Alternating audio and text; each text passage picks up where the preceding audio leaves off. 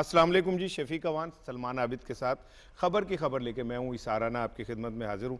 आपको पता है कि सुबह सुबह हम अखबारात में और जो पाकिस्तानी मीडिया में चलने वाली ख़बरें होती हैं, इश्यूज़ होते हैं, उन पे आपसे डिस्कस करते। पाकिस्तान का मीडिया किस तरह देख रहा है पाकिस्तान को और दुनिया को, उसकी एक झलक मैं चाह रहा हूँ पहले आपके साथ शेयर करें, फिर उसके बाद बात करते हैं। इंटरनेशनल मीडिया की तरह पाकिस्तानी मीडिया पर भी अफगानिस्तान का इशू छाया हुआ है। आज पाकिस्तान के उर्दू और अंग्रेजी अखबारात की अहम खबरों में अफगानिस्तान को ही कवर किया गया है। तमाम अखबारात की लीड स्टोरी तालिबान और अमेरिका के दरमियान इनखला को कवर करती है। रोजनामा दुनिया की लीड है, तालिबान की धमकी काम कर गई। तर्जुमान तालिबान के मुताबिक तालिबान डेडलाइन में तोसी बर्दाश्त नहीं करेंगे। दुनिया अखबार ने वफाकी काबीना के अहम फैसलों को भी सुपर लीड के तौर पर शाया किया है, जिसमें चेयरमैन FBI की तब्दीली और 60 रोज में हल्फ उठाने की पाबंदी वरना रुकनीत खत्म करने के फैसले को उजागर किया गया है। दूसरी जानिब रोजनामा एक्सप्रेस ने भी अफगानिस्तान के इशू को अहमियत दी है। तहम एक्सप्रेस ने अपनी लीड स्टोरी में अमरीकी तर्जमान महकमा दिफा का ये जुमला नुमाया किया है कि अफगानिस्तान से इनखला मुकर्ररा वक्त पर होगा।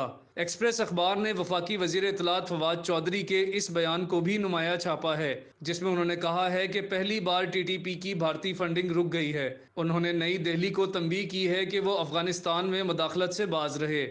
रोजनामा नवाए वक्त ने वफाकी काबीना के फैसलों को लीड स्टोरी के तौर पर छापा है, जिसके अल्फाज ये हैं: 12 अद्वियात महंगी, 60 रोज में हल्फ वरना रुकनीत खत्म। नवाए वक्त ने तालिबान तर्जुमान के बयान को सुपर लीड के तौर पर अहमियत दी है, जिसमें उन्होंने ऐलान किया है कि तालिबान फौज और मीडिया की तश्कीलें नौ करेंगे। नवाए वक्त ने कोरोना के हवाले से SOPs की खबर को भी खासी अहमियत दी है। रोजनामा जंग ने अपनी लीड स्टोरी में अफगानिस्तान में हुकूमत साजी की खबर को लीड स्टोरी के तौर पर शाया किया है, जिसमें तालिबान की जानिब से अहम हुकूमती तकर्रियों को फ्लैश किया गया है। रोजनामा जंग ने वफाकी काबीना के इस फैसले को अपने एंगल से शाया किया है, जिसके अल्फाज यूं हैं: इसहाक डार की जगह शौकत तरीन को सेनेटर बनाने के लिए ऑर्डिनेंस की मंजूरी। दूसरी जानिब अंग्रेजी अखबारात में अपने मिजाज के मुताबिक खबरों को लीड स्टोरी के तौर पर शाया किया है। डेली एक्सप्रेस ट्रिब्यून ने अमरीकी सदर जो बाइडन के बयान को लीड स्टोरी के तौर पर शाया किया है, जिसके अल्फाज हैं: Biden sticks to draw down deadline. दूसरी जानिब उर्दू और अंग्रेजी अखबारात के इदारियों में भी अफगानिस्तान और वफाकी काबीना के फैसलों पर बहस की गई है। सोशल मीडिया में पाकिस्तान की वेस्ट इंडीज के खिलाफ दूसरे टेस्ट में फतह को बहुत सराहा जा रहा है। इसे टॉप ट्रेंड की हैसियत हासिल रही। सोशल मीडिया में शाहीन अफरीदी और फवाद आलम की कारकर्दगी को खराज तहसीन पेश किया जा रहा है। दी नेशन ने भी वफाकी वजीर इत्तलात फवाद चौधरी की मीडिया से गुफ्तगू को जली सुर्खी के तौर पर शाया किया है, और उसके अल्फाज ये हैं: Pakistan hopes Afghanistan will extradite TTP BLA terrorist. Daily Dawn तर्जुमान तालिबान ज़बीउल्लाह की प्रेस कॉन्फ्रेंस को लीड स्टोरी के तौर पर शाया किया गया है, जिसके अल्फाज हैं। नहीं जी, ये तो थी आज के अखबारात की एक झलक कि आज अखबारात में क्या था। लेकिन मैं चाह रहा था कि आज जो हमारे प्रोग्राम का रनडाउन है वो भी आपसे शेयर कर लें। आज हमारी सबसे पहली जो स्टोरी है वो अफ़गानिस्तान की सूरत हाल मज़ीद पेचीदा, CIA चीफ की मौजूदगी मुहिमा बन गई और तालिबान आने वाले दिनों में क्या करने जा रहे हैं। टूटती टूटती बिखरती अपोजिशन अंदरूनी इख्तलाफात का शिकार। अपोजिशन में क्या हो रहा है, क्या होने जा रहा है, इस पे आज हम गुफ्तगू करेंगे।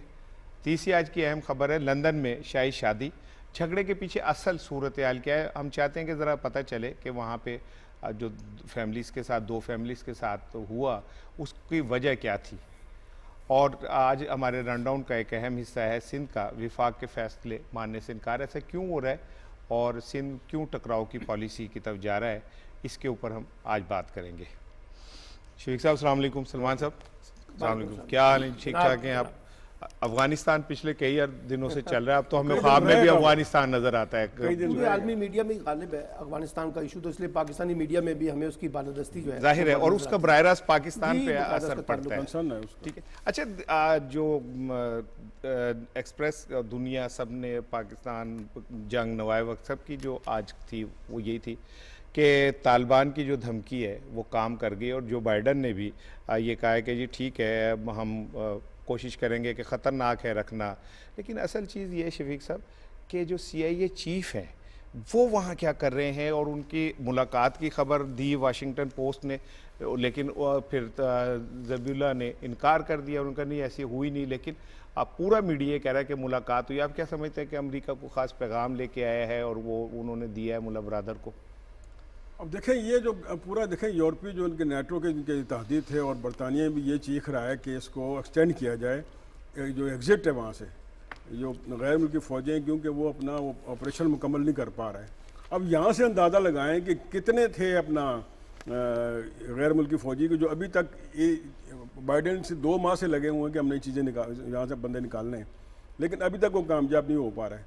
फिर देखें, जो अमेरिकन अखबार ने खबर दी है वो बड़े एंथेटिक अखबार है, उनकी बड़ी क्रेडिबिलिटी है कि CIA चीफ, भाई CIA चीफ वहाँ क्या कर रहा है, फिर उससे ये तालिबान मिल रहे हैं। लेकिन मैं इसको क्रिटिसिज्म पे नहीं लूँगा। अफगानिस्तान की बेहतरी के लिए और वहाँ पे एक पीसफुल अपना एक नई हुकूमत लाने के लिए वो जिससे भी मिले, लेकिन काम करें अपने उसके लिए, अपने मुल्क के लिए करें।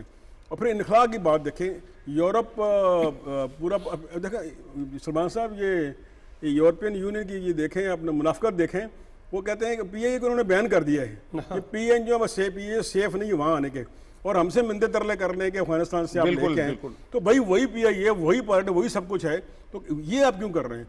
और अब देखें, मैं फिर ये कहूँगा कि अफगान तालिबान जिससे भी मिलते हैं, वो चाहे वो कोई इस खबर में सदाकत है या नहीं है, या उनके इनकार किया है, लेकिन अपने मुल्क की जो बेहतर करें उन्हें टाइम दें, कि कोई बेहतरी करें, चाहे जिससे मर्जी मिलें। इस पे हमें बहस नहीं करनी चाहिए, इस पे हमें क्वेश्चन नहीं करना चाहिए। ठीक है सलमान साहब, कल तालिबान के जो तर्जुमान उन्होंने बहुत कैटेगोरिकली कहा, एक बात की, उन्होंने कहा जी हम अफगान सरजमीन को अब इस्तेमाल नहीं होने देंगे पाकिस्तान के खिलाफ, बार कह रहे हैं वो। और फवाद चौधरी साहब ने भी कल भारत को ये तंबीह की कि वो बाज आ जाए, अब बहुत हो गई। बलूचिस्तान लिबरेशन आर्मी हो या वो TTP हो, इनके हवाले से जो फंडिंग है उसको भी रोके। तो मेरा ख्याल है कि तालिबान अगर ये वाला काम कर जाते हैं तो वो हमारे लिए तो पहले भी हीरो हैं, और अभी उनका एक कद बढ़ सकता है, और पाकिस्तान में अमन जो है वो कायम हो सकता है। देखिए इसारा राना साहब, पाकिस्तान का ये बड़ा मेजर कंसर्न है अफगान तालिबान से और अफगानिस्तान से और तालिबान की हुकूमत से, और इसी तरह का कंसर्न आलमी दुनिया का भी है कि अफगान सरजमीन जो है वो किसी के खिलाफ दहशतगर्दी के लिए इस्तेमाल ना हो।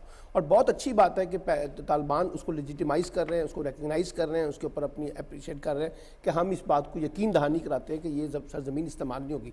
उन्होंने TTP को भी वार्निंग की है, उन्होंने जो बलूचिस्तान लिबरेशन आर्मी है उनको भी वार्निंग दी है, और इंडिया को भी वार्निंग दी है एक कॉन्टेक्स्ट में। अब इंपॉर्टेंट बात क्या है, देखिए इस वक्त 2 चीज़ों के दरमियान गेम फंसी हुई है।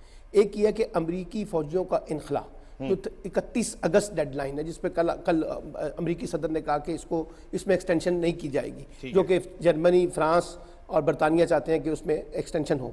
दूसरी बात यह कि हुकूमत साजी जितनी जल्दी मुकम्मल होगी ना सर, उतना ही वर्ल्ड मैसेज बहुत अच्छी तरीके से कम्युनिकेट होगा।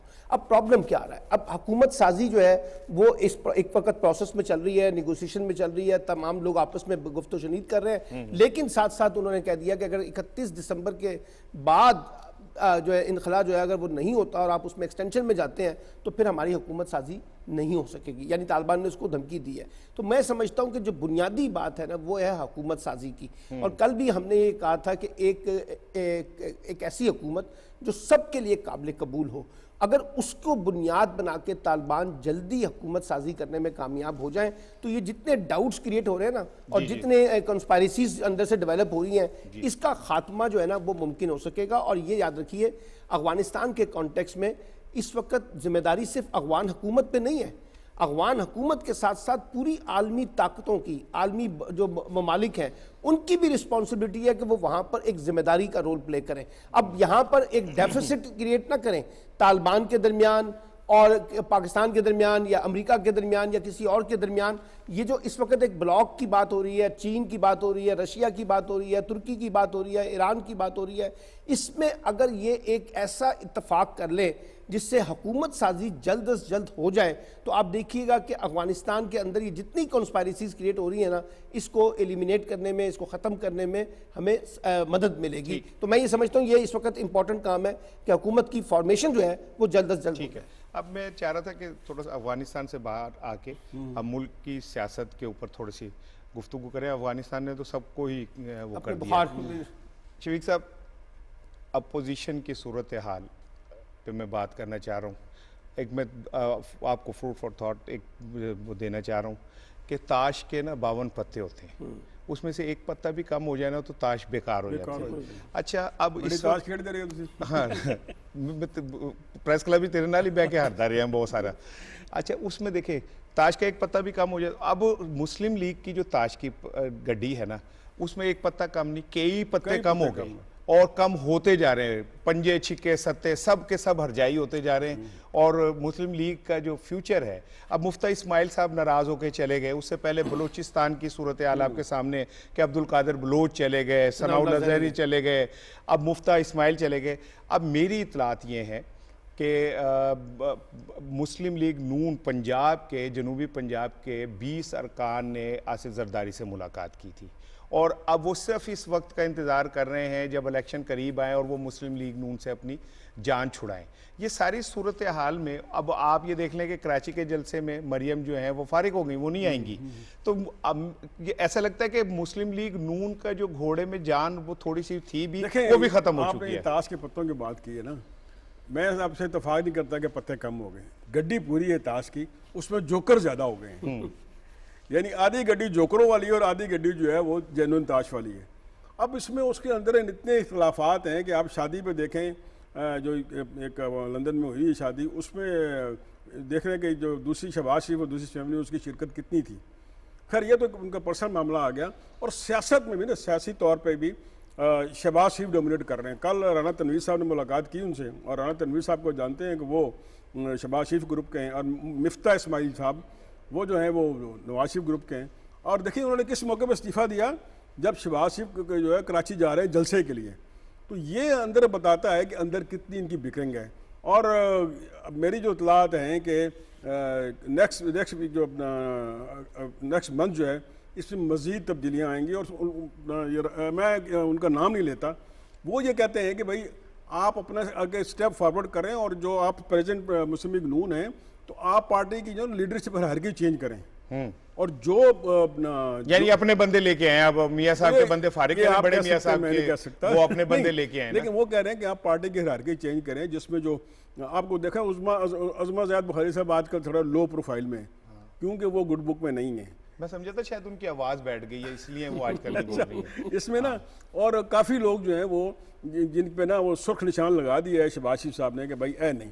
अब शहबाज शरीफ ना अपनी पार्टी को वो बनाना चाहते हैं जो कि एस्टेब्लिशमेंट को काबिल कबूल हो, क्योंकि उनका भाई से यही जगह है कि भाई हम मुस्लिम लीग नून कभी भी जो ये है ना एंटी एस्टेब्लिशमेंट नहीं रही। और अब देखें, जो आपने जो बात की है कि मरियम वहाँ नहीं जा रही, तो इसका मतलब ये है कि पार्टी के अंदर इतनी ज़्यादा बिकरिंग हो गई है कि आप मजीद आगे कुछ चेंजेस देखेंगे। मैं थोड़ी सी बात इस पर करता हूँ। देखिए, इस वक्त मुस्लिम लीग नून अमली तौर पे दो हिस्सों में बट गई है। ये जो बयानिए की लड़ाई थी ना, इसने अमली तौर पे दो इजलास मुस्लिम लीग नून के होते हैं मेरी इतलात के मुताबिक। एक रायबंड में होता है जो मरियम नवाज करती है, एक माल्टोन में होता है जिसको हमजा शहबाज साहब कवर करते हैं। अच्छा, ये जो हमजा शहबाज वाला इजलास होता है ना, ये आप समझिए इसमें कोई मरियम नवाज का हामी जो है ना वो उसमें नहीं बैठता। उधर जो इजलास होता है उसमें कोई शहबाज शरीफ का हामी नहीं होता। अब मेरे साथ जितने मुस्लिम लीग नून के लोगों के राब्ते हैं वो बताते हैं कि उस इजलास में जो हमजा शहबाज के घर पे होता है, उस इजलास के अंदर बैठ के मरियम नवाज को बाकायदा कहा जाता है कि इनको साइडलाइन किया जाए। अच्छा, इनको इंगेज और उनकी टीम को भी कहा जाता है। राना मशहूद साहब भी उसमें शामिल है। अच्छा, ये सब लोग वहां बैठ के ये प्लानिंग करते हैं। अब प्रॉब्लम ये है, वो जो इदारों से टकराव की लड़ाई थी ना, फौज को गालियां निकालें, जुडिशरी को गालियां निकालें, नेक्सस बनाए, नैब को गालियां निकालें, उसका शहबाज शरीफ साहब तो कहते हैं कि ये बिल्कुल गलत पॉलिसी थी।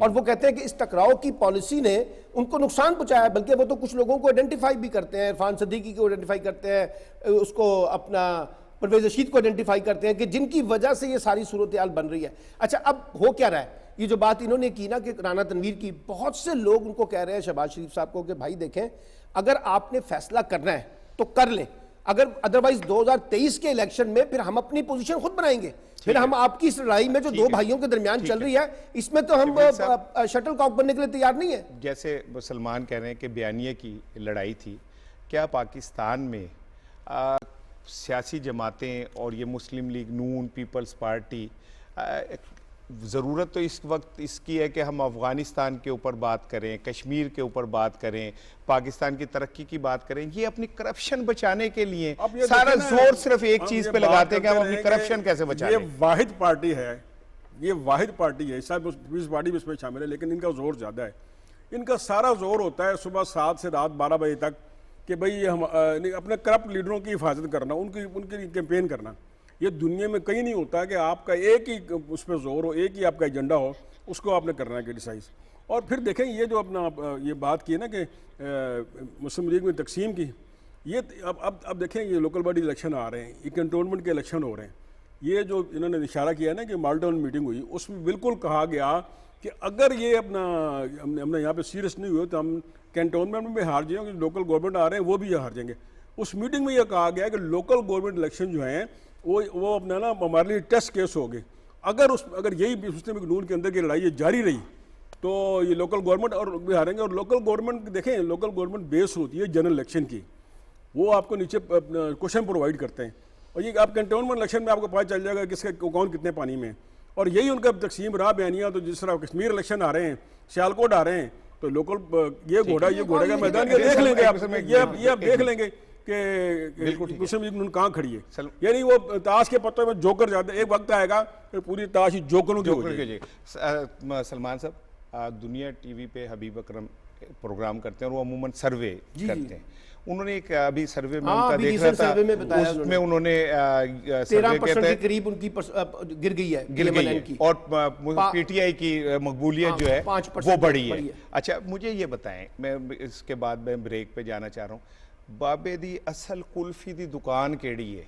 केड़ी बाबे दी कुल्फी असी असल मनी है कि ए बाबे दी असल कुल्फी है? बयानिया जो है वो आप समझते हैं कि शहबाज शरीफ का बयानिया अब सर चढ़ के बोलेगा और ये सारे जो है शहबाज शरीफ साहब जो हैं वो भी अपनी ट्रेन जो है ना काफी हद तक मिस कर चुके हैं। देखिए पॉलिटिक्स में अगर आप राइट टाइम पे राइट कैलकुलेशन करके राइट डिसीजन ना करें ना तो आप पीछे रह जाते हैं। अच्छा, ये एक गोमोगों की कैफियत में है और शहबाज शरीफ का ख्याल क्या है कि नवाज शरीफ साहब आएंगे, उनके सर पे शफकत का हाथ रखेंगे, अपनी बेटी को विड्रॉ करेंगे, उनको ओहदा देंगे, आप संभाले पार्टी, आप बने प्राइम मिनिस्टर, आप आए इक्तदार में। ऐसा नहीं होता। इक्तदार में आने के लिए फिर आपको एक मुजाहमत करनी पड़ती है, अपने आप को पेनिट्रेट करना पड़ता है। शहबाज शरीफ साहब खामोश है। यही इस वक्त मुस्लिम लीग नून की परेशानी है कि शहबाज शरीफ साहब अगरचे उस बयानिए से इनकार करते हैं जो नवाज शरीफ का बयानिया है, लेकिन खुलकर वो लड़ाई लड़ने के लिए तैयार नहीं है अपनी फैमिली के अंदर। अच्छा, उसकी वजह से पार्टी के अंदर तकसीम हो रही है। यही वजह थी कि अब्दुल कादिर बलोच और सनाउल्लाह जहरी भी पार्टी छोड़ के गए। आपने जो जनूबी पंजाब के लोगों की बात की, आपको मैं बताऊं सेंट्रल पंजाब के अंदर भी लोग जो है वो सोच रहे हैं कि जनाब अगर ये शहबाज शरीफ ने फैसला नहीं करना हतमी तो फिर हम अपना फैसला खुद कर लेते हैं। अच्छा नहीं, लेकिन शफीक साहब एक बात तो है ना, देखें इस बात को तो मानना चाहिए कि टकराव का मतलब ये थोड़ी है कि आप हुकूमत को मफलूज कर दें। टकराव का मतलब है कि पार्लियामेंट में जाए, हुकूमत की जो खराबियां उनकी निशानदेही करें, उसके ऊपर आप बात करें। बात करता कि शहबाज शरीफ का जो स्ट्रेंथ है ना वो पार्लियामेंट है। हाँ, आप देख लें कि 70 से 80% पार्लियामेंटेरियन जो हैं जो ओपन हैं शहबाज शरीफ की पॉलिसी के साथ, क्योंकि उन्होंने इलेक्शन लड़ना है, उन्होंने लोगों के पास जाना है, उन्होंने लोगों के काम करवाना है। और जो इलेक्शन की पॉलिटिक्स है उसमें शहबाज शरीफ की पॉलिसी उन्हें पता है कि भाई यही सही पॉलिसी है। और फिर वो ये कहते हैं कि भाई आगे जो पार्लियामेंट्री बोर्ड बनने जा रहे हैं इलेक्शन के, तो उसमें वो कहते हैं कि असल लड़ाई वो कहते हैं कि जो मीटिंग में जिक्र किया ना अपना मालडाउन में, वो कहते हैं कि मैं फिर उस शख्स का नाम नहीं लूँगा, आपने भी नाम लिया उनका, कि आपके बरादरी के हैं कि जी आप अपने ना अपना स्ट्रेंथ शो करें और वो बंदे लेके आए पार्लियामेंट बोर्ड, दूसरे लोग जिसमें आपके लोग मैटर करते हो। अब लड़ाई इनकी यहाँ होगी कि साडा बंदा केड़ा है, ताड़ा बंदा केड़ा है। एक छोटी सी बात, मौलाना फजलुर रहमान, नवाज शरीफ साहब, नहीं सुने, नवाज शरीफ साहब और मरियम नवाज इस पार्लिमानी सियासत पर यकीन ही नहीं रखते।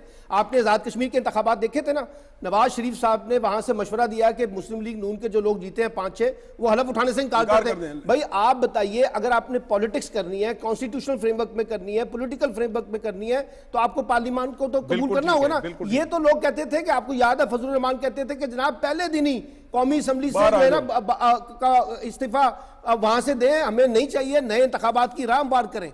ये तो मानते ही नहीं ना पार्लियामानी रहमान साहब का तो वो है ना कि खेडांगे ना खिडावांगे, बीच में सूड़ी पावांगे। ये वो वायरस है कि पाकिस्तान की दूसरी बड़ी सारी जमात को ये जीरो कर देगा। ठीक है। अच्छा, एक सवाल ये कि देखें, शहबाज शरीफ साहब जा रहे हैं कराची, ठीक है, जलसे में। मरियम साहिबा नहीं जाएंगी। मरियम साहिबा को अब साइड लाइन पे कर दिया गया। उन्हें कहा गया कि आपने जितना खेलना था खेल लिया। शहबाज शरीफ साहब के जाने से पहले आपको पता है कराची के जो 40 ओहदेदार हैं उन्होंने इस्तीफा दिया। तो ये एक सिंबॉलिक है कि अंदर मुस्लिम लीग नून में भी मुजामत शुरू हो गई, टकराव शुरू हो गया ना, कि सदर जा रहा है और पूरी पार्टी की आदत जो है उसने इस्तीफा दे दिया। तो जो दूसरा ग्रुप है, इसका मतलब है वो शहबाज शरीफ के खिलाफ मजामत कर रहे हैं। मैं जो मुस्लिम लीगी है ना, जो अपना शहबाज शरीफ बयानी के हैं, मैंने कहा तुम ये की कर रहे हो, आप रोज कहते हैं ये कर देंगे वो कर देंगे, एंड में ये होगा जब एंड वक्त आएगा तो आप ने वो जो बड़ी झोली है नवाज शरीफ उसी में गिरना है। उन्होंने कहा भाई हम नवाज शरीफ का हमारा मसला नहीं, हमारा मसला है कि हम पॉलिसी ऐसी बनाएं जो टकराव की ना हो, जो इदारों को हम ना जाके उसके उनको सर मारें। हम उन्हें बताएं कि भाई हम भी उतने ही अपना मुहब्बे वतन जितना कोई और है। वो कहते हैं हम पे जो ये लेबल लग रहा है ना, हम ये लेबल हटाना चाहते हैं। लेकिन ये शहबाज शरीफ एक कोशिश करते हैं तो उधर से अपना जाती उम्रा से लंदन से 2-3 बयान आए थे, उनका सारा जो कहते हैं कोशिशें हमारी ख़त्म हुई थी। उन्होंने कहा हमने इलेक्शन लड़ना है तो हम इलेक्शन उसी सूरत में लड़ सकते हैं कि हम अपना बयानिया दुरुस्त करें और इदारों से न टकराएं। ठीक है।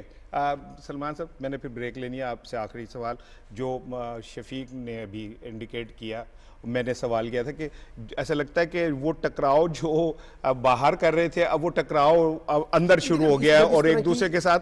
और ये जो ये कह रहे हैं कि जी आखिर में नवाज शरीफ की झोली में जाना है, तो जिस झोली में 100 छेद हो जाए, जो 100 छेद हो जाए, तो उसमें तो कोई ठहराव ही नहीं हो सकता। उस झोली में जाना क्या, उसका फैलाना क्या? जब सियासत में ताकत की बुनियाद पर दाखिली कशमकश शुरू हो जाए ना, तो हर प्लेयर अपनी ताकत दिखाने की कोशिश करता है। अब शहबाज शरीफ जा रहे थे ना कराची, तो मरियम ने अपना कार्ड खेला है। ये जो वहां से इस्तीफे आए ना, जब वो मरियम जाएंगी तो शहबाज शरीफ अपना कार्ड खेलेंगे। ये जो लड़ाई है ना, इस लड़ाई में अब ये देखिए मुस्लिम लीग नून से ज्यादा एक खानदान के अंदर भी लड़ाई बन गई है। अपनी खानदान की जो बका की पॉलिटिक्स है ना, उसके दरमियान लड़ाई हो रही है। अब मरियम क्या चाहती हैं? मरियम चाहती हैं कि शहबाज शरीफ सिर्फ महदूद हो जाएं पार्लियामेंट के अंदर तक और वो बाहर की पॉपुलर पॉलिटिक्स करें। अच्छा, अब शहबाज शरीफ पार्टी के सदर है, आप अच्छे अजीब आदमी है कि उनको कह रहे हैं कि आप पार्लियामेंट तक महदूद हो और कौमी सियासत में आप कोई रोल प्ले ना करें। और बिलावल ने क्या जबरदस्त ताना दिया था, उन्होंने कहा देखिए जी हम मरियम से रब्ता नहीं करेंगे, हम तो पार्टी के सदर से रब्ता करेंगे शहबाज शरीफ से। जिस पर फिर मरियम नवाज काफी नाराज हो गई थी बिलावल के साथ और उन्होंने ताने भी मारे। तो सवाल यह है कि जिस किस्म की पॉलिटिक्स इस वक्त विद इन द PMLN हो रही है, वो खुद PMLN के फ्यूचर के कॉन्टेक्स्ट में और खास तौर पर एक ऐसे मौके पर जब 2023 में इलेक्शन होने हैं, ये अपनी अंदर की लड़ाई में कहीं बिखर के रह गए। बिल्कुल ठीक है।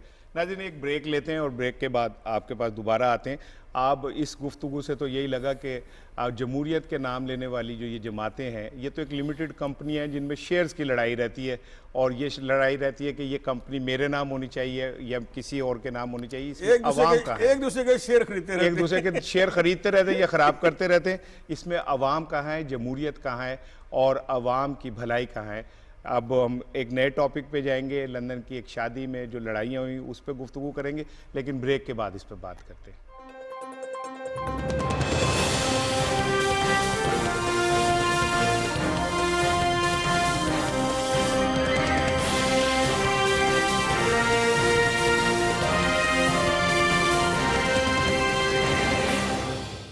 This message is brought to you by Pakistan Deworming Initiative. अस्सलाम वालेकुम।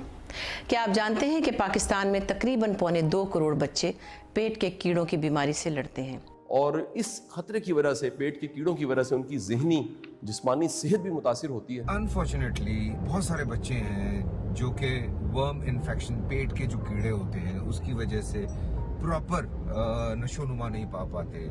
और बच्चों की सेहत से बढ़ के हो भी क्या सकता है। इस मुस्तकबिल को संवारने के लिए बहुत ज़रूरी है कि हम अपने बच्चों को डीवर्म करें। As a parent it's our duty कि हम अपने बच्चों के मुस्तकबिल को महफूज बनाएं। पाकिस्तान डीवर्मिंग इनिशिएटिव बच्चों के स्टमक वर्म्स को ख़त्म करने की एक मुहिम है।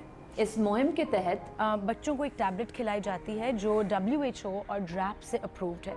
आपकी सपोर्ट की वजह से हमारा जो फ्यूचर है वो सिक्योर हो सकता है। सो आइए मिलकर अपना फ्यूचर सिक्योर करते हैं। डीवॉर्मिंग प्रोग्राम जो है वही एक हल है बच्चों को कीड़ों से बचाने के लिए। पाकिस्तान डीवर्मिंग इनिशिएटिव को सपोर्ट करें और अपने बच्चों के मुस्तकबिल को महफूज बनाएं। पेट के कीड़े दूर, सेहत भरपूर। पेट के कीड़े दूर, सेहत भरपूर। पेट के कीड़े दूर, सेहत भरपूर।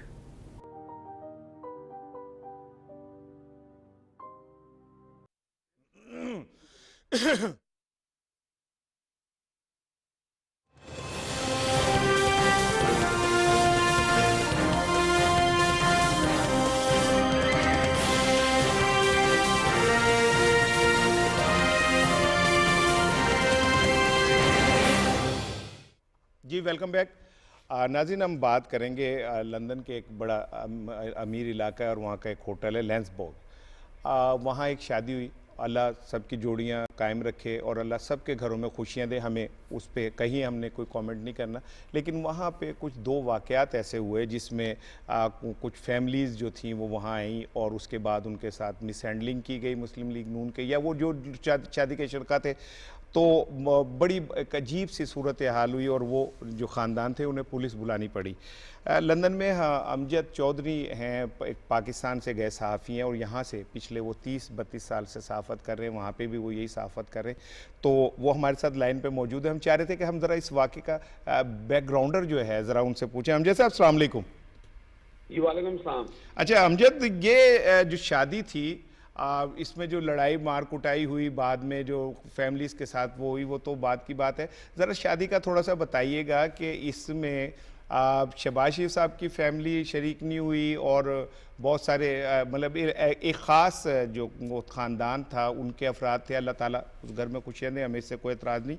लेकिन ये जो होटल है और इसका बैकग्राउंड थोड़ा सा मैं चाह रहा था आपसे समझना। जी, ये बिल्कुल हाइड पार्क कॉर्नर जो कि उसके बिल्कुल ये करीब है और ये जो शरीफ ब्रादर का जो घर है उससे ये वॉकिंग डिस्टेंस पे है। तो ये एक बड़ा ही लैविश होटल है। ये आप कह सकते हैं कि लंदन के अंदर वन ऑफ द फाइनेस्ट जो है ये होटल है और बहुत सारे फंक्शंस यहाँ पे जो है वो अमीर लोग जो हैं, जो मल्टी मिलियनर हैं, वही करते हैं। तो इसमें तो कोई दो राय नहीं है कि ये एक बड़ा होटल है और काफ़ी एक्सपेंसिव भी है।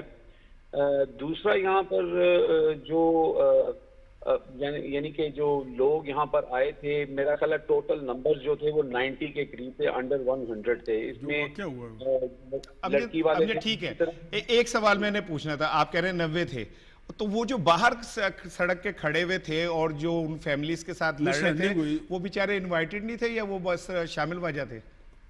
नहीं, वो बस वो बेगानी शादी में अब्दुल्ला दीवाना वाला हिसाब था। ये एक्चुअली वो जो लोग हैं उनमें मोस्टली तो पेड जो हैं वो हैं इनके जो शरीफ खानदान के जो लोग हैं उनके पेड वर्कर हैं वो लोग, जैसे ज़ुबैर गुल वगैरह हो गए, नासिर भट्ट हो गए, इस तरह के और 4-5-6 नाम हैं और कुछ जो उनके कारकुन हैं वो भी थे।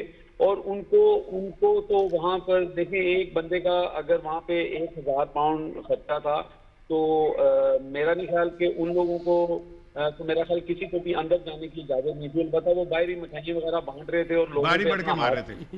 अच्छा अमजद साहब, वो जिससे एक बंदे के साथ ज्यादती उससे टॉर्चर किए गए वो भी लंदन में, वो क्या किस्सा है? शफीक साहब, बात इस तरह है कि यहाँ पर मैं थोड़ा सा बैकग्राउंड पे जरूर आपको बताऊंगा कि इससे कबल भी 2-3 वाकयात ऐसे हो चुके हैं। एक आपको याद होगा कि जुनैद सफदर और हुसैन नवाज के बेटे का झगड़ा हुआ था एवन फील्ड के बाहर और इन्होंने एक नौजवान को मार मार के लहू-लुहान कर दिया था। बिल्कुल, पुलिस भी आई थी। हाँ जी बिल्कुल। अभी रिसेंटली जो है एक 16 साल के माइनर के साथ जो है आबद शेर अली ने बहुत ही बदतमीजी की, बड़ा झगड़ा किया। तो ये एक तो आप देखें कि इनमें जो ज़ुबैर गुल ब्रदर्स हैं, नासिर भट्ट हैं, इन लोगों के तो पाकिस्तान में भी क्रिमिनल जो हैं वो रिकॉर्ड मौजूद हैं। और यहाँ पर चूंकि एक बात कही जाती है कि कानून की बालादस्ती है और यहाँ पर इस तरह का वो नहीं हो सकता, लेकिन मैं ये बात कराता जाऊँगा कि ये उन लोगों के लिए है। यानी कि अगर कोई यहाँ पे अरबपति आदमी भी है, बहुत अमीर भी है, अगर उसके बच्चे या कोई बंदा कानून हाथ में लेता है तो कानून हरकत में आता है। लेकिन यहाँ आप देखें कि एक 16 साल बच्चे को पंच मारे गए। अच्छा अमजद साहब, ये बातें तो हो गई हैं, ये बताइएगा कि ये सबकी शादियाँ होती है, अल्लाह ने खुश रखे, आबाद रखे, लेकिन इसको सियासी हाइप क्यों दी गई? अजी इसमें मैं यही आपको कह रहा था कि पहले ये मैं जरूर बताना चाह रहा था कि देखें अभी तक कोई किसी किस्म की कोई एक रिपोर्ट हुई है, कोई बंदा अरेस्ट नहीं हुआ। कम से कम 6 लोगों को मारा गया, औरतों को धक्के दिए गए हैं। इसकी वजह सिर्फ यही है कि यहाँ की जो एस्टेब्लिशमेंट है या यहाँ के जो इनके जो नेशनल इंटरेस्ट हैं उसके ऊपर ये कॉम्प्रोमाइज कर रहे हैं। सियासी शादी बताएं ना, उसके हवाले से बताएं आप। हाँ जी, सियासी जो इनका बेसिकली इस शादी को देखें, अगर तो मेरी राय आप पूछते हैं तो मैं ये कहूंगा कि ये शादी अगर मैं ये नहीं कह रहा कि वो लेविश शादी ना करते, वो इससे भी बड़ी करते, लेकिन वो चाहते, अगर मुस्लिम लीग नून वाले चाहते तो इसको लो प्रोफाइल रख सकते थे। लेकिन मुझे लगता है कि ये जानबूझ के इसको आप पॉलिटिकल माइलेज कह लें या एक मकसद हासिल करने के लिए इसको 2-3 वीक पहले ही खुद ही इसको ट्विटर के ऊपर इसका कार्ड शो कर दिया गया, जगह भी बता दी गई। अच्छा, इसमें एक जो पीटीआई के जो लोग हैं उन्होंने एक कमाल ये जरूर किया कि जो मुस्लिम लीग नून के लोग चाहते थे वो उनको नहीं मिल सका, क्योंकि मेरी जो पीटीआई के यूके के जो इंफॉर्मेशन। बहुत शुक्रिया अमजद साहब बात करने का। हमने किसी की शादी पे तो बिल्कुल कमेंट नहीं करना, और सबकी बहनें बेटियां अल्लाह उनको घरों में आबाद करे, बेटों को भी अच्छी ज़िंदगी दे, हमें उससे कोई नहीं। लेकिन मुझे ईमानदारी की बात जो है ना, क्रॉकरी बड़ी पसंद आई। मैं तो बड़ी लेविश क्रॉकरी थी। मैं देखें अल्लाह ताला सब बेटियों को मनी लॉन्ड्रिंग की थी उन्होंने हाजी साहब, आपको ही पैसे लेके गए, वो आपको पसंद आ गई। अच्छा देखें, बात यह कि मेरी दुआ जो है ना वो ये है कि अल्लाह इस मुल्क की तमाम बेटियों को वो नसीब दे जिसमें उनको इतने ही अच्छे अंदाज में ब्याया जा सके और वो इतने ही अच्छे अंदाज में वो जा सके। नदीम साहब जो इस वाक़े में जिनके साथ तशद्दुद हुआ, जिनकी फैमिली के साथ तशद्दुद हुआ, वो हमारे साथ लाइन पे। मैं कहता उनसे भी ज़रा पूछ लें कि क्या है। नदीम साहब अस्सलाम वालेकुम, क्या हुआ था वाक़या? थोड़ा सा मैं चाह रहा था आपसे भी पूछें क्योंकि आपके साथ तो ये वाक़या हुआ है।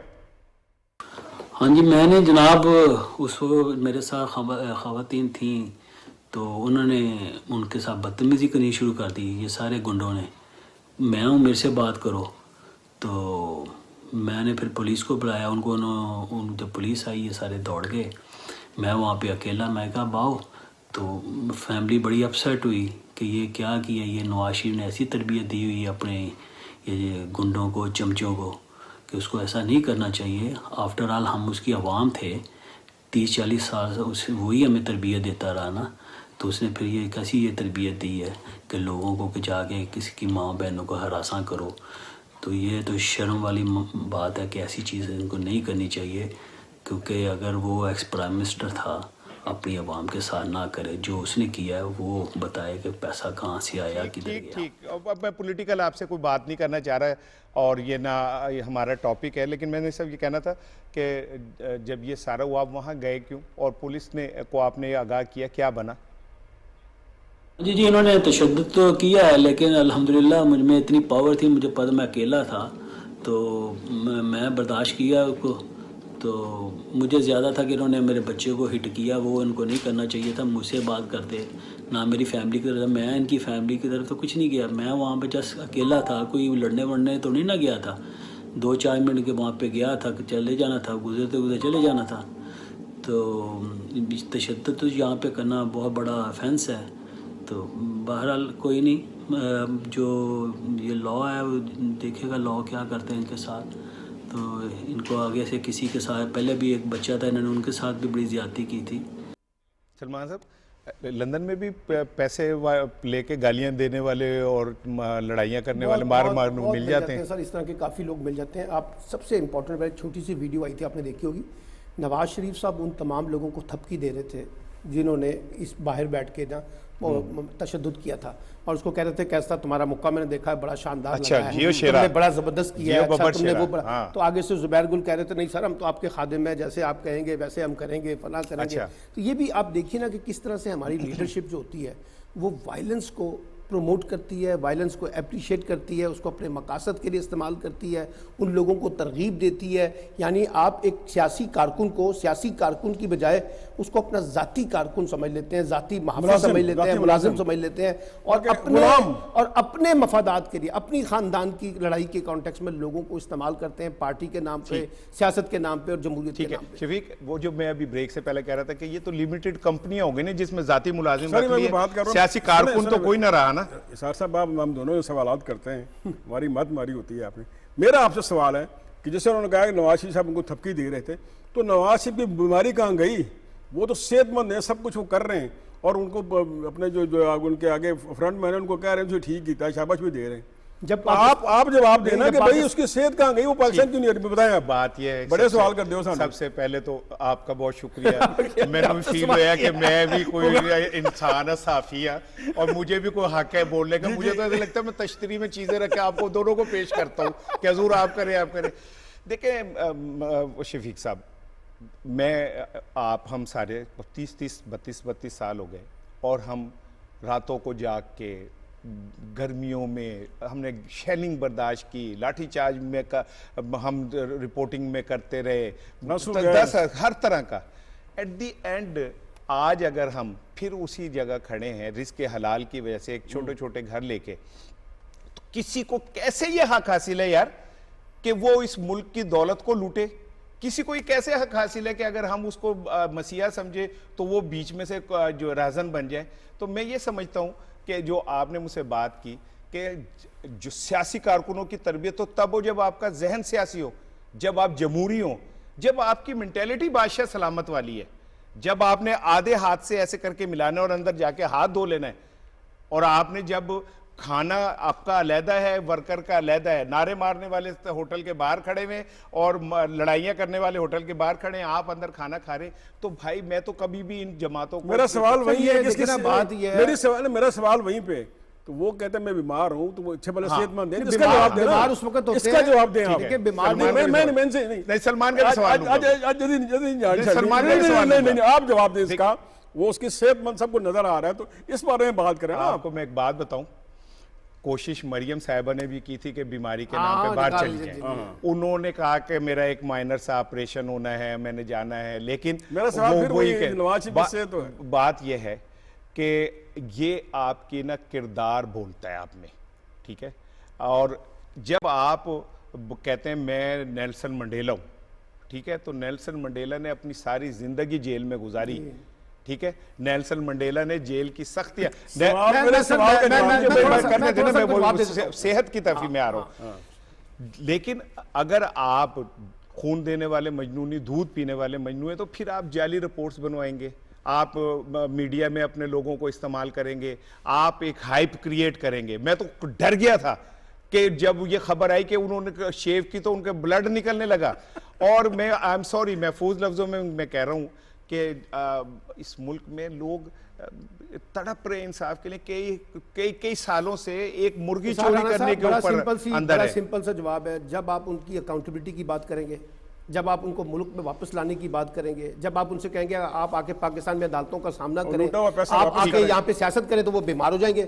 और अगर वहां पे बैठे हुए हैं तो हर तरह की वो जिस तरह से माशाल्लाह फिर रहे हैं, एक दिन भी अस्पताल नहीं दाखिल हुए, तो वो जो बीमारी है ना, वो बीमारी भी बेसिकली फिजिकली नहीं है बल्कि एक सियासी बीमारी है, और उसकी बुनियाद पे वो बैठे हुए। ट्रेन में एक बंदा हर एक को तड़ियां लगा रहा था ना, और कहता तुझे नहीं जानते मैं कौन है। आखिर एक बंदे ने पूछा कौन हो, कहता मैं बीमार है। तो अब अगर इस तरह की बीमारियां हो तो मैं कुछ कह नहीं सकता। एक टॉपिक पे मैं अब आना चाह रहा हूँ। देखिए, अब जो विफाक होता है एक ऐसे करके बंद मुट्ठी होती है, लेकिन सिंध मुसलसल ऐसा लग रहा है कि जैसे उसकी सियासत का महवर ही यह है कि वो विफाक को चैलेंज करता रहे। अब यकसा निसाब आया मेरे जैसे टाटो पे पढ़ने वालों के लिए, तो ये तो एक अजीम दिन था। फिर उसके बाद आप देख लें कि कोई एक एनसीओसी एक फैसला करती है कि जी ऐसे लॉकडाउन को कहते जी हम नहीं मानते, ठीक है। कराची के तरक्याती काम विफाक कहती है जी ऐसे करें, वो कहते हम नहीं मानते। बल्दियाती निज़ाम के हवाले से अब उनको हम इलेक्शन नहीं कराते। सलमान, बिलावल भुट्टो का प्रॉब्लम क्या है? देखिए, प्रॉब्लम यह है कि 18वीं तरमीम के बाद आपने सूबों को जिस तरह से खुद मुख्तारी दी है ना, सूबे अकाउंटेबल होने के लिए तैयार नहीं है, जवाबदेह होने के लिए तैयार नहीं है। यानी अगर कराची में एक टमाटर महंगा हो जाए या किसी को कुत्ता काट ले तो वो भी उसका कसूर जो है ना वो वफाक है। अब मसला ये है कि वफाक कोई फैसले करे, सिंध ने वो पहले से तय किया हुआ टकराव पैदा करना है।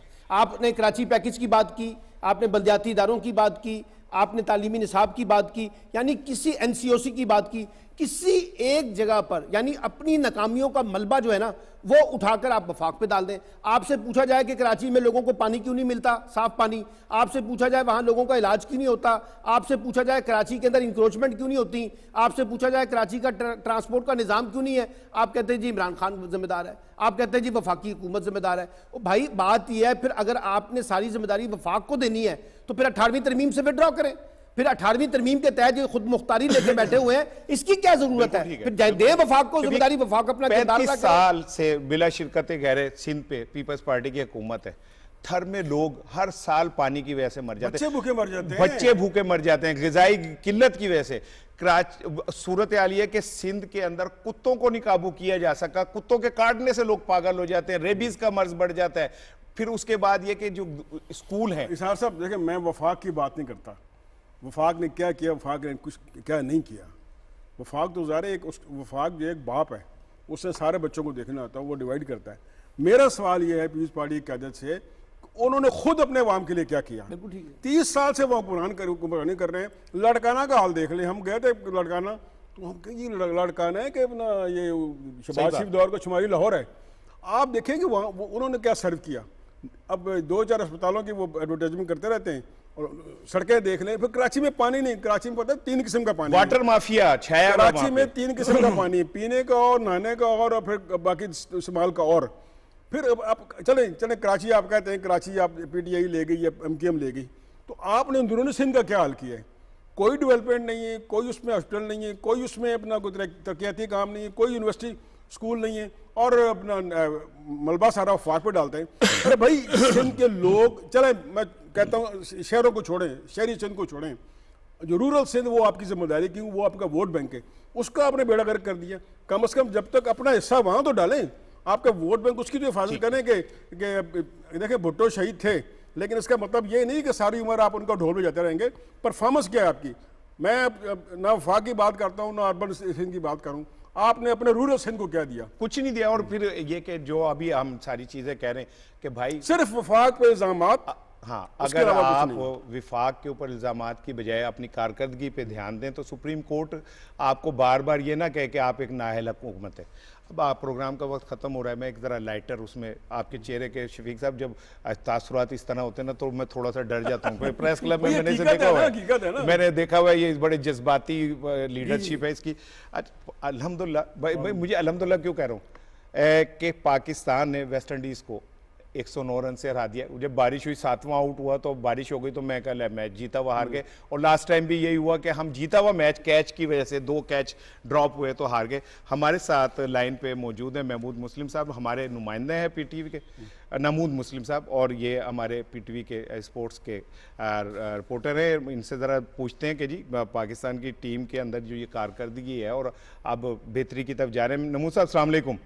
जी अस्सलाम वालेकुम जी। अच्छा, कल का मैच मैं तो ये समझता हूँ कि पहला टेस्ट भी हम जीत सकते थे अगर नाकिस फील्डिंग ना होती, लेकिन कल लड़के अलर्ट थे, लग रहा था कि कुछ थोड़ा सा उन्हें ये एहसास है कि भाई ये फतह फिर हाथ से ना निकल जाए। देखिए, जो टेस्ट मैच है वो हमेशा एक आपकी तवज्जो चाहता है टीम की और एक प्लानिंग चाहता है। जो पहला मैच था हमारे हाथ से निकला, उसमें वही प्लानिंग के साथ साथ हमारी जो फील्डिंग थी, खासतौर पर उसका जिक्र आपने भी किया, उससे हमें काफी ज्यादा फर्क पड़ा, इसकी वजह से वो मैच हार गए। लेकिन जो दूसरा टेस्ट है, वो टेस्ट मैचों की सीरीज थी वेस्ट इंडीज में ही, और एक और टाइमिंग थी खासतौर पर अगर पाकिस्तानी टीम के हिसाब से देखा जाए, क्योंकि जो रात को 8 बजे है पाकिस्तानी वक्त के मुताबिक 8 बजे शुरू हो रहा है रात।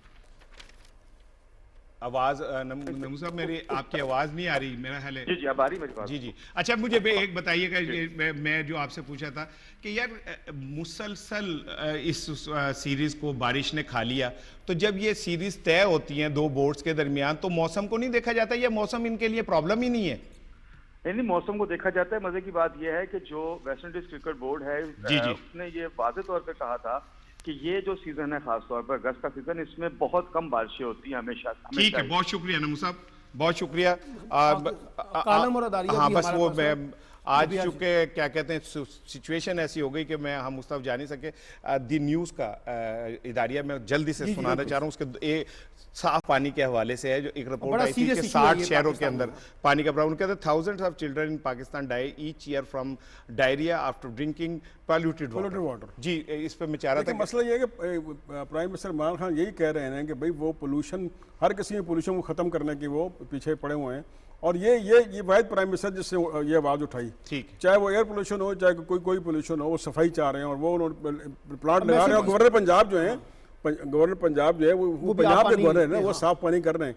लेकिन इसके लिए ना तमाम लोगों को आगे आना होगा, सबको मिलकर कमेंट करूंगा। ये बहुत सीरियस रिपोर्ट है साफ पानी के हवाले से। इसमें प्रोविंशियल गवर्नमेंट्स का और आपकी जो डिस्ट्रिक्ट मैनेजमेंट सिस्टम है, अगर आप इसको स्ट्रेंथन करेंगे ना, तो आप आम आदमी को साफ पानी दे सकेंगे। और साफ पानी बुनियादी कॉन्स्टिट्यूशनल राइट है हर शहरी का, उसको मिलना चाहिए। जाते जाते अयाज अमीर साहब का कालम है रोज़नामा दुनिया में, उसका एक पीस बड़ा इंपॉर्टेंट है।